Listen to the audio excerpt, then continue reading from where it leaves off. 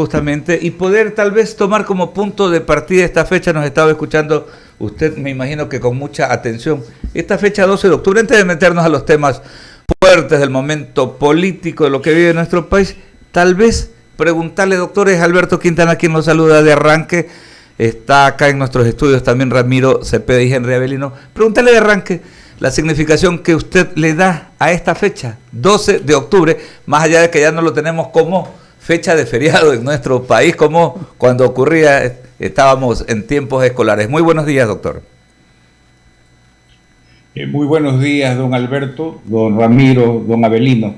Un saludo a la audiencia. Muchas gracias. Me conecté muy tarde, pero alcancé a escuchar algunos comentarios sobre esta fecha y lo que significó el descubrimiento de América. Desde mi punto de vista, pienso de que el descubrimiento pues marcó efectivamente un beneficio para el viejo mundo y para el nuevo mundo. Hubo un enriquecimiento de culturas. No sé qué hubiera ocurrido con América si hubiese sido descubierta 100 años después. No sé si hubieran sido los mismos progresos, los mismos cambios sociales dentro de la cultura precolonial, ¿no? En todo caso, hoy por hoy todavía se sigue analizando los beneficios y perjuicios, por ahí que alguien sostiene, de lo que significó la llegada de Colón a estas tierras, ¿no? Claro que sí, hablábamos hace un momento de el encuentro de dos culturas. Y en los tiempos actuales más bien hablábamos de desencuentros políticos, y para hablar de los desencuentros está don Ramiro Cepeda Alvarado, que tiene algunas inquietudes para usted. Jorge, buenos días, gusto en saludarlo. Muy buenos días, don Ramiro, gusto saludarlo también, es un placer para mí. Jorge, usted fue magistrado de la Corte Constitucional y lo más probable es que este choque de trenes, como lo llama la teoría constitucional, cuando dos poderes del Estado entran en una confrontación, probablemente es lo que avisoramos. No hay que ser muy sagaz para poder intuir que el Ejecutivo pretende publicar con el carácter de decreto ley por el paso de los 30 días su proyecto de ley creando oportunidades, porque alega inconstitucionalidad en el CAL por haberles devuelto el proyecto sin siquiera haberlo analizado, con aquella observación de decir que es inconstitucional. Para mí, que algo he aprendido, la inconstitucionalidad no debe ser invocada, sino declarada, y declarada por autoridad competente. Por tanto, ni el uno puede invocarla, ni el otro puede hacerla prevalecer, sino que debe ir la Corte a mediar. Este escenario que se lo he pintado entre gris y gris oscuro, cuénteme usted cómo lo ve. Sí, muchas gracias, don Ramiro. Mire, en efecto, la Corte Constitucional es la máxima instancia de interpretación y de administración de justicia constitucional. Para comenzar, en nuestro sistema jurídico constitucional, la Corte Constitucional no ejerce control preventivo de constitucionalidad. Curiosamente, únicamente el presidente de la República puede, en forma tácita, ejercer ese control preventivo por la vía del veto, cuando la Asamblea le envía un proyecto de ley aprobado, luego de cumplirse los requisitos de tramitación de la ley, de todas las leyes, el presidente tiene en esa facultad de veto señalar los vicios de constitucionalidad que terminan siendo resueltos por la Corte Constitucional, eso sí. Pero no la Asamblea. La Asamblea no tiene esa facultad, ese control preventivo.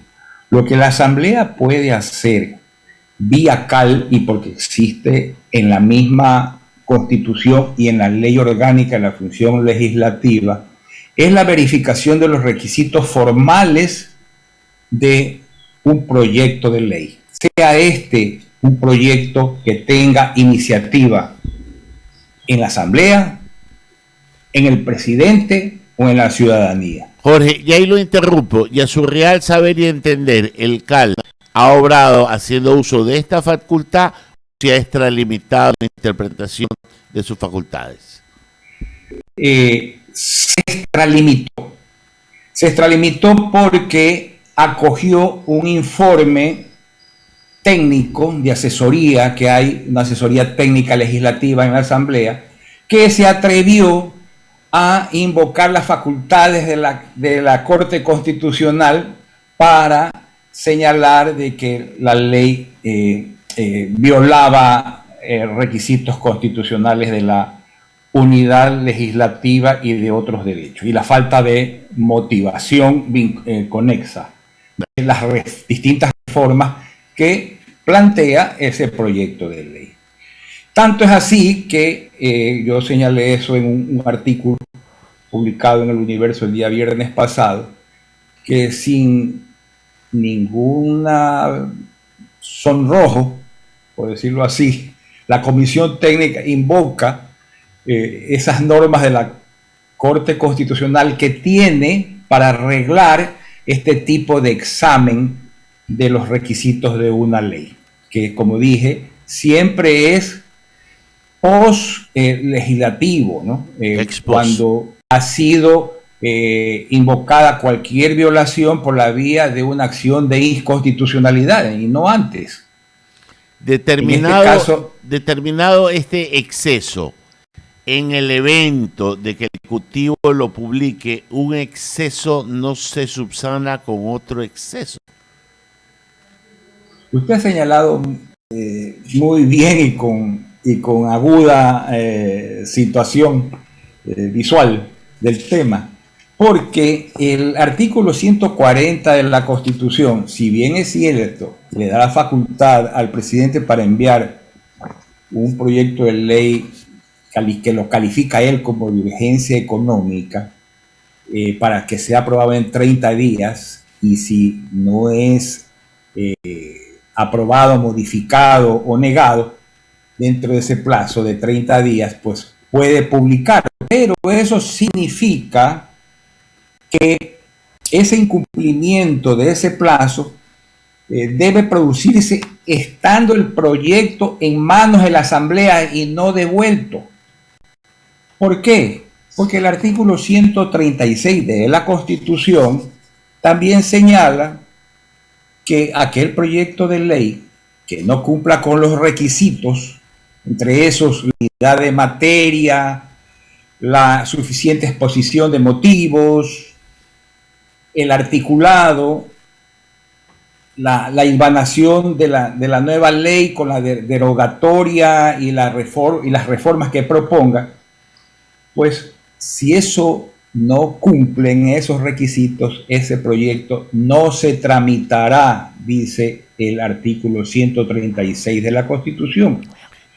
Algo que además se reitera en la Ley Orgánica de la Función Legislativa, en el artículo 56 de la ley.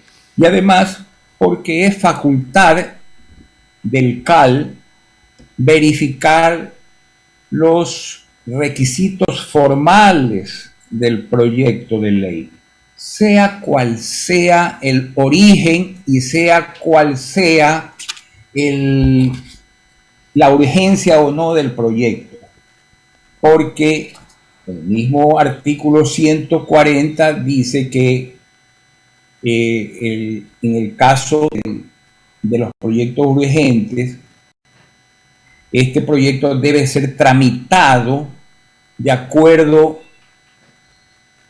como se tramitan los proyectos ordinarios. Lo que pasa es que cambia es el plazo de la aprobación. Doctor Alvear, entonces sigamos un poco para ir viendo los escenarios. Digamos que el Ejecutivo lo publica como decreto ley. Solo estamos haciendo un ejercicio de probabilidades dentro de los escenarios que se presentan.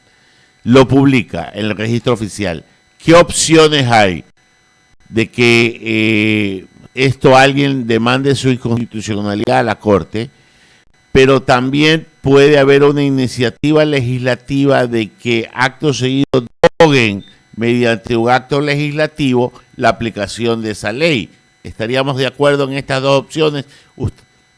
Es correcto. Si se llegase a publicar este proyecto de ley por parte del Ejecutivo, porque considera de que no cumplió la Asamblea con el plazo que señala el artículo 140, la Asamblea tiene la opción de reformar, derogar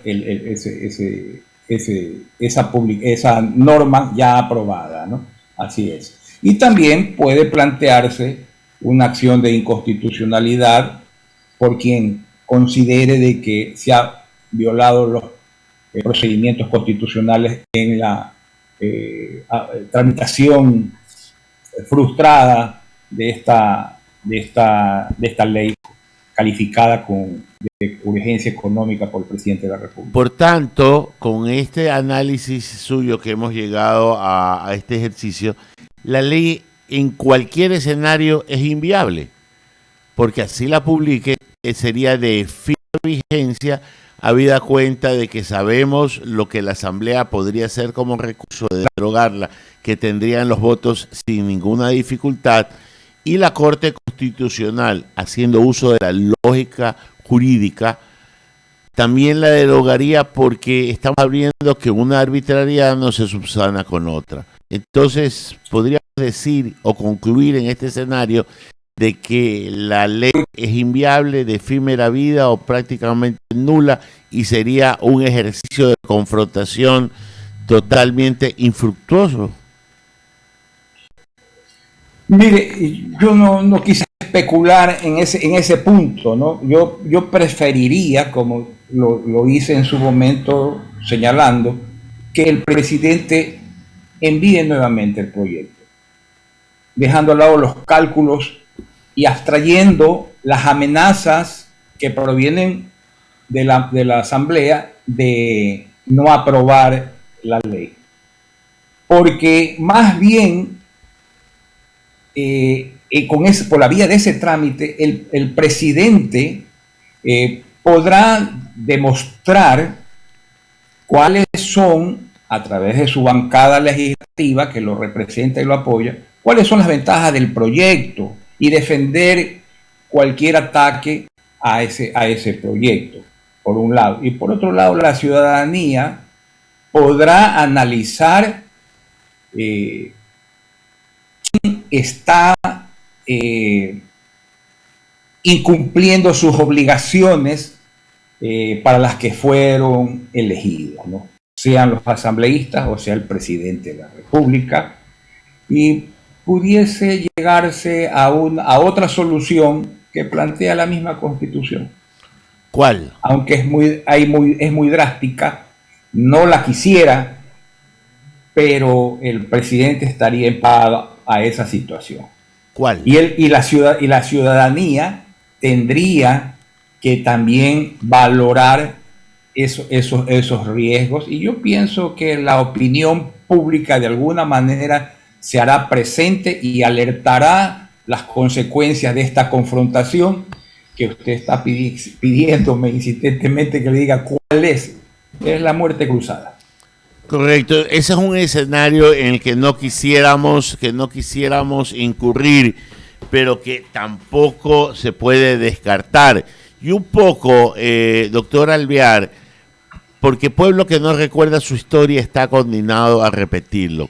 Yo aquí he citado algunas veces cuando el ingeniero Febres Cordero logró captar la presidencia del Congreso Nacional con el doctor Averroes Bucaram Sáxida, e enviaron en un mes como 20 proyectos de ley con el carácter de económico urgente y entraron por el Ministerio de la Ley.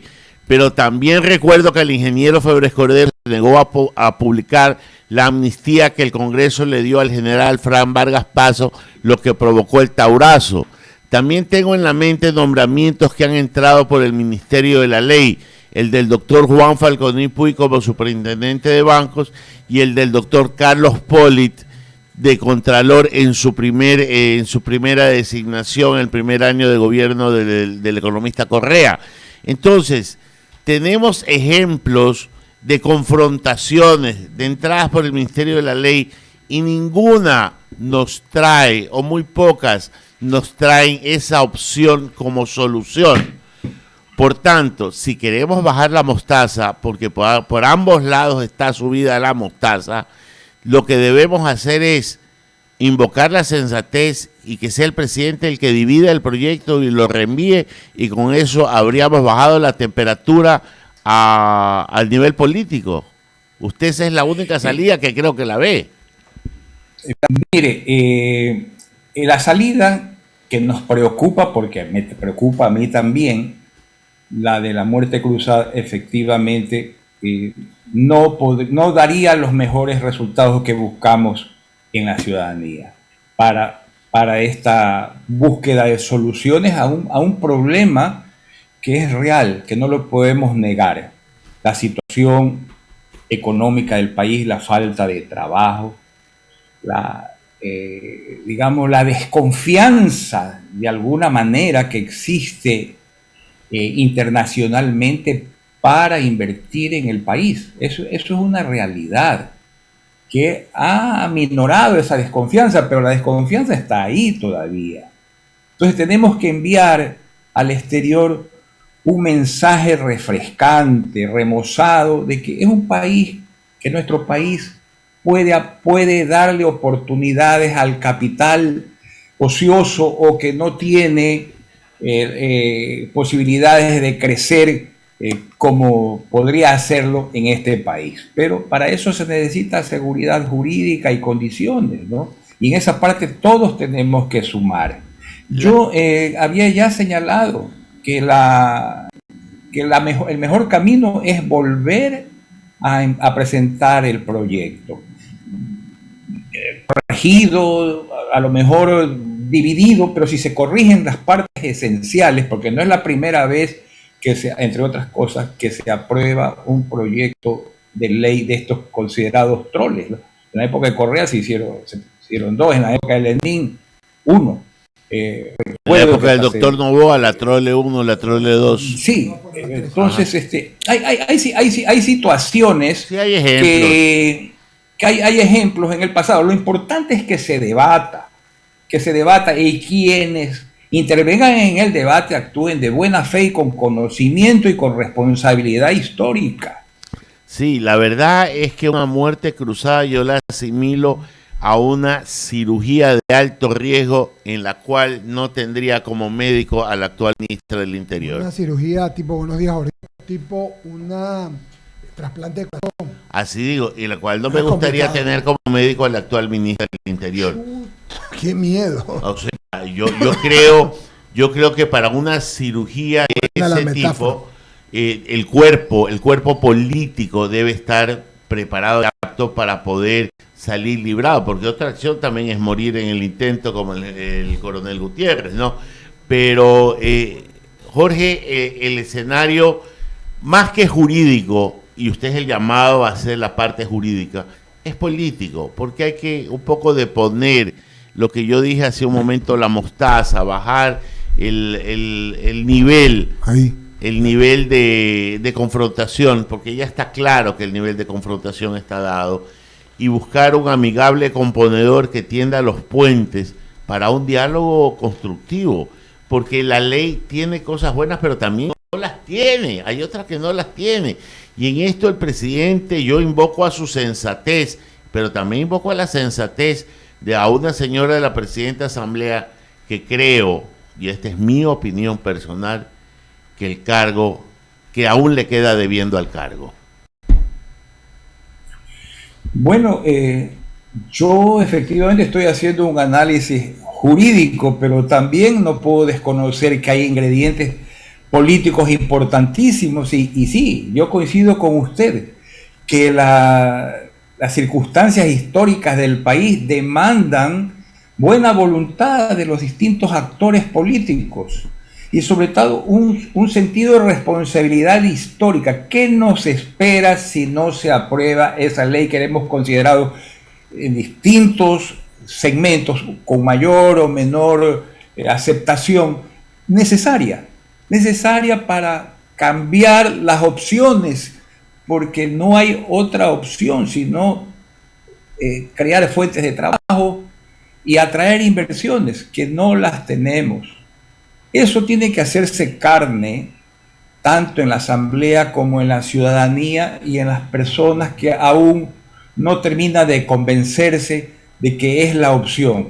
Hay que cambiar las estructuras, hay que cambiar la oferta del país, porque lo que ofrecemos hasta ahora es inseguridad. Tenemos que ofrecer seguridad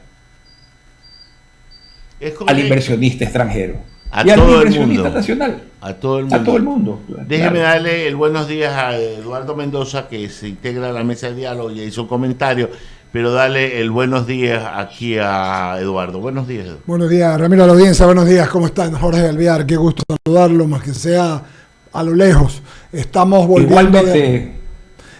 volviendo ya a la presencialidad, así que esperemos que la próxima vez tenerlo como siempre lo teníamos a nuestro querido amigo Jorge Alvear. Leí... ofrezco hacerlo. Muchas gracias. Leí con mucho detenimiento, lo releí su artículo del día viernes, ¿no? Y le pedí a Wendy que lo ubicara porque me parecía prudente. El tema más grave cuando pasan estas cosas es que entra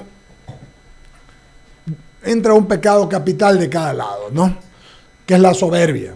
La soberbia del Ejecutivo y la soberbia del Legislativo. Y si usted compone a 2 o 3 integrantes que están en el medio, de los líderes suprapartidos que están en los mismos, le dicen no, nosotros, no, del Ejecutivo le dicen sus asesores, no, nosotros. Entonces entramos en este pecado capital que no es inteligente que no, casualmente no, y que no es muy inteligente, pero que existe, y que en los políticos y en sus vanidades de todo tipo existe, y es mal consejero, muy mal consejero, pues hace que todos tengamos sencillamente puntos de vista que tienen que ver directamente con que lo que nosotros creemos, y bien decía Ramiro, y no con el consenso para poder salir o para poder arreglar una situación que el país merece. Se eligió un presidente legítimo en una elección muy reñida, pero legítimo. Entonces hay voces que salen por allí que dicen no, pues ya es la cuenta regresiva, ya tenemos que terminar, hay que ponerlo al vicepresidente. Esas cosas se dicen. Y del otro lado, en cambio, se dicen no vale todo, mal.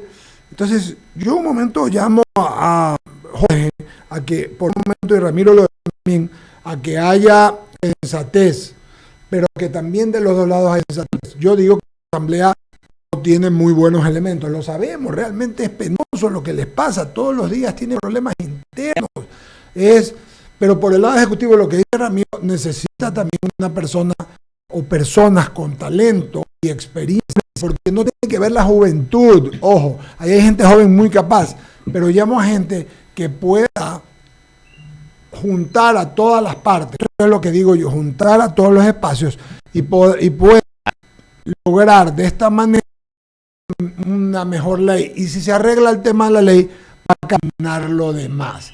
Usted en esa perspectiva, Jorge Alvear, piensa realmente que habiendo esto que yo dije, este pecado capital, ¿no?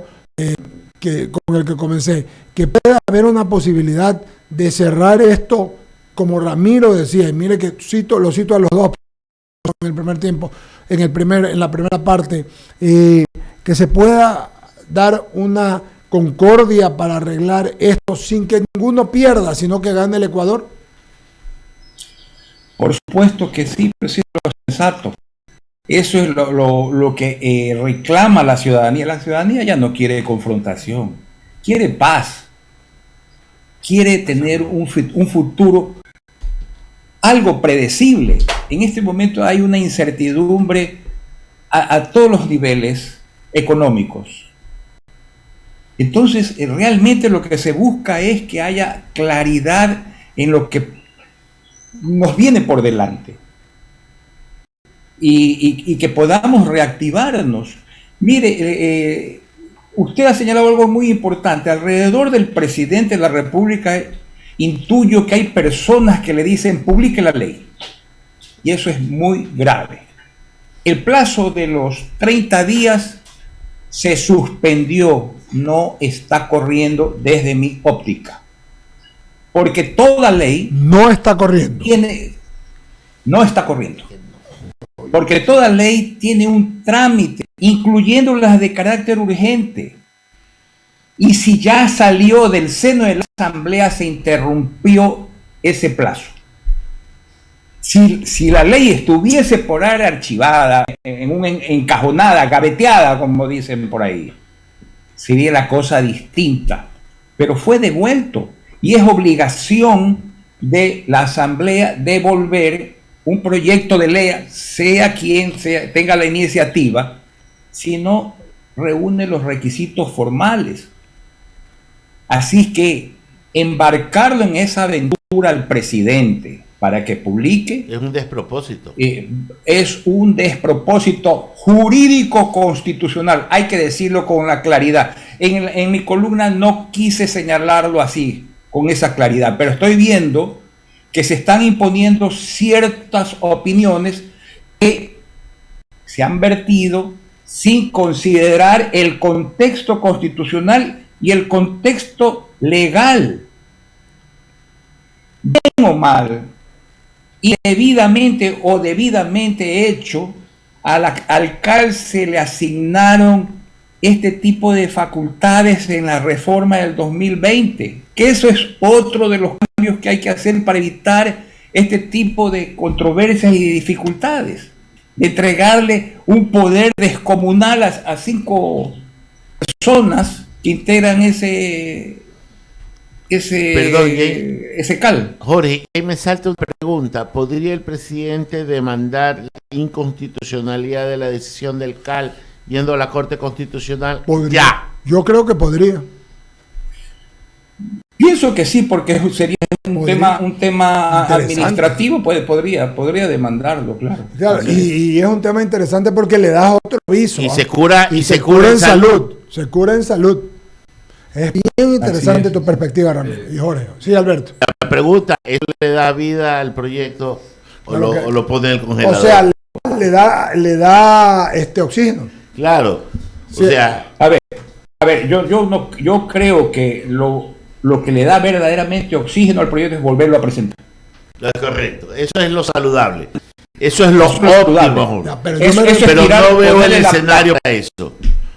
Ponerle la pelota en la cancha de la Asamblea. A ver, y enfrentarlo, decirlo. Veamos si están ustedes con o contra las soluciones que pide el pueblo.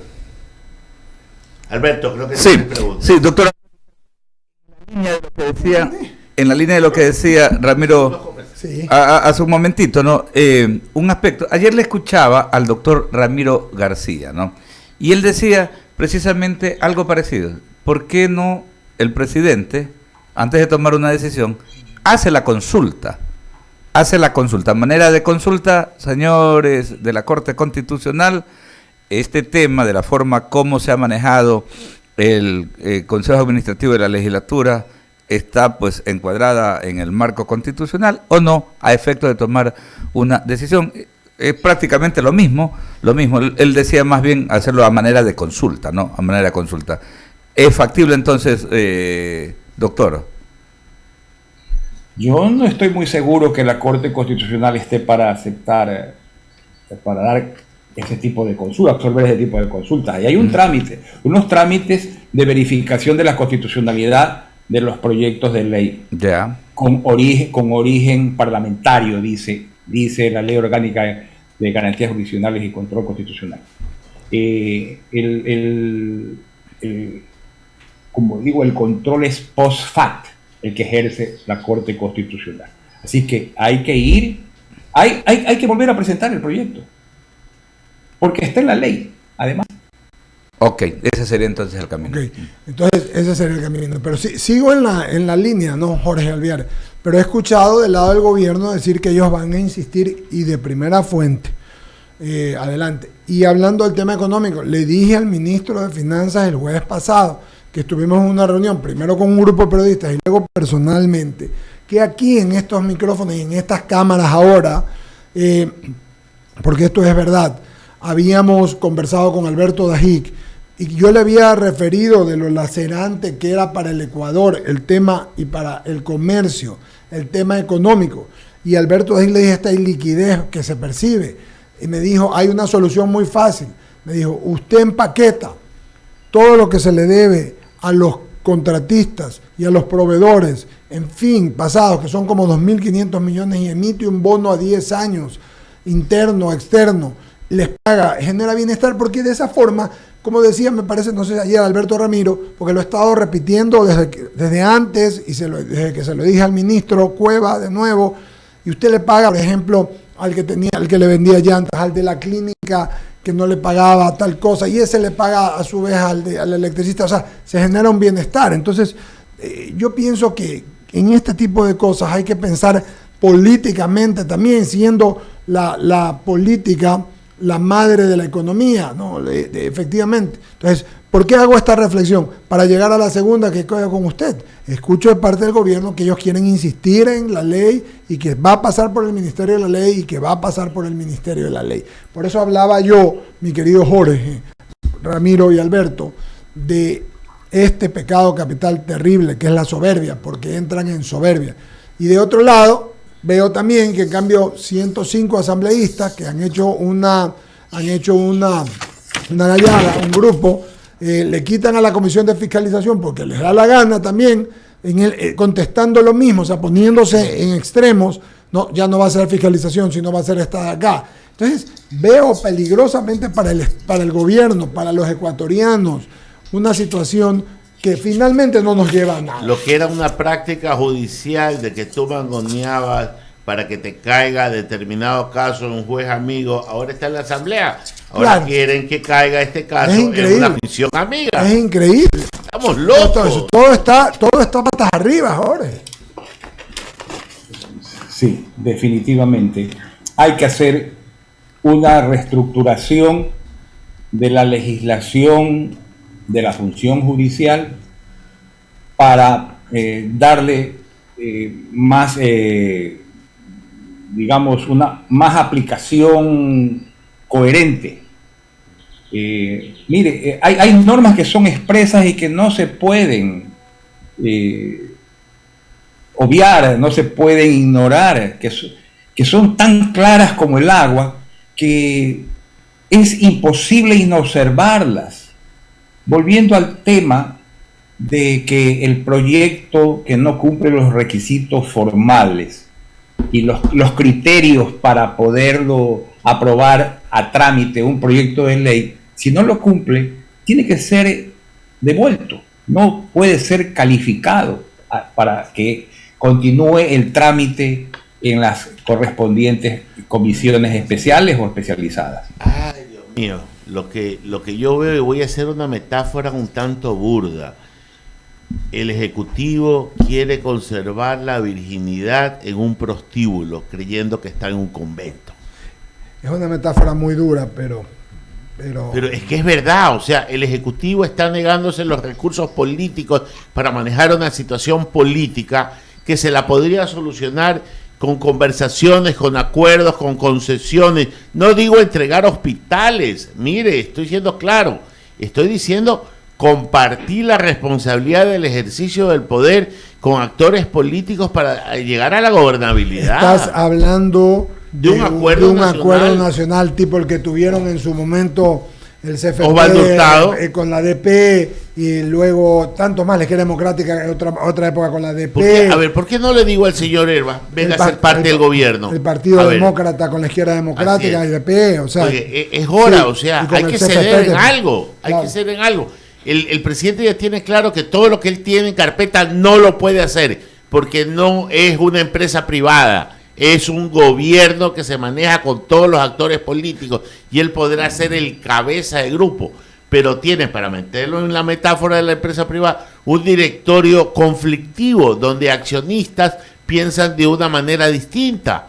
Entonces tiene que sentarse a ser los partes responsables de la administración, porque si no, no vamos a salir. Yo entiendo, Jorge, yo entiendo que el gobierno está haciendo su mejor esfuerzo.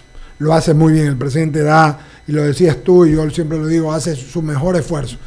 Pero el tema es que esto es mucho más grande de lo que se puede manejar, ¿no?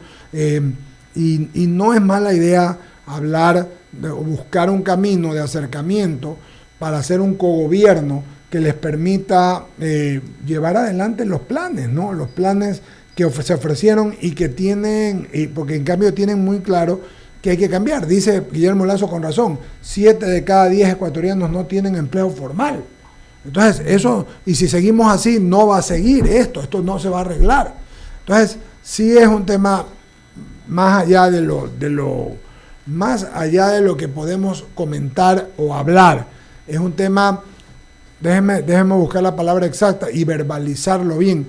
Es un tema de la estructura política de un país que funciona de alguna manera. Y lo que estás diciendo, no se trata de entregar, se trata de ir a trabajar en conjunto y quizás buscar una alianza gubernamental para poder llevar adelante un proyecto, ¿no? Alberto, no sé tu criterio con Jorge Alviar. Sí, es bastante complicado este tema, ¿no? Súper complejo, ¿no?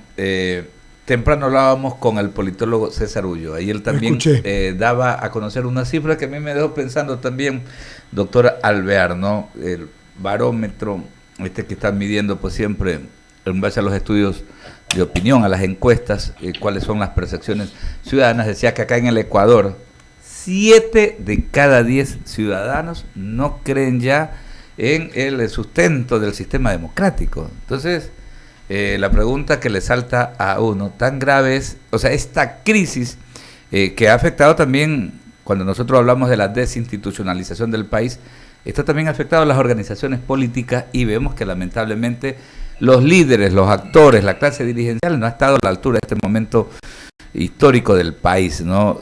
Que se den este tipo de sensaciones es grave, ¿no? Porque si 7 de cada 10 ciudadanos no creen en el sistema democrático, ¿hacia dónde apunta la cosa? El sistema democrático les ha fallado, y yo no sé si coincide conmigo el doctor Alvear. El sistema democrático les ha fallado porque hemos tenido de uno y de lo otro, hemos derrocado a 3 presidentes, hemos tenido un periodo presidencial de 10 años con todas las consecuencias positivas y negativas que pueda recoger la historia, pero siempre una desinstitucionalización, pues nadie cree en ninguna institución. Vean lo que ha pasado en la Contraloría, vean lo que ha pasado con la Defensoría del Pueblo, vean lo que ha pasado con el Consejo de Participación Ciudadana. Jorge, recién hemos rescatado la Corte Constitucional, que puedo yo no estar de acuerdo con los fallos, a excepciones de la anterior, de la que usted formó parte con el doctor Santiago Velázquez de presidente, que era otra corte digna. O sea, no habíamos tenido ese tipo de magistrados que hoy tenemos. Puedo yo no coincidir con los fallos, pero son en derecho. Y puede que no me ajusten. Y son gente que tiene mucho que perder porque todos son probos. Así es. No es como ayer que veía yo los candidatos que manda a la Asamblea para reemplazar a uno de los nuevos, y por Dios santo, ustedes vieron eso. No tienen registro sanitario. Por favor, por Dios. Entonces queremos, la verdad es, hasta ahí Pam está ahí. Entonces, sí, no. Sí señor. Sí. El primo de un asesor de la presidenta de la Asamblea. O sea, ya es lo más o es. O sea, veo que la Asamblea, salvo algunos honrosos nombres, la mayor parte son un problema, pero no podemos caer por eso en jugar en el mismo nivel, ¿no? Tenemos que buscar la forma legal y jurídica y política y ética para avanzar en el asunto. Jorge, muchas gracias por su gentileza y amabilidad, como siempre, para con nosotros. Es un gusto. Muchas gracias a ustedes por la invitación. Que tengan un buen día. Lo mismo. Lo seguiremos invitando tanto a Almadraba como aquí, no se preocupe. Será un gusto. Gracias. Espero verlo personalmente acá.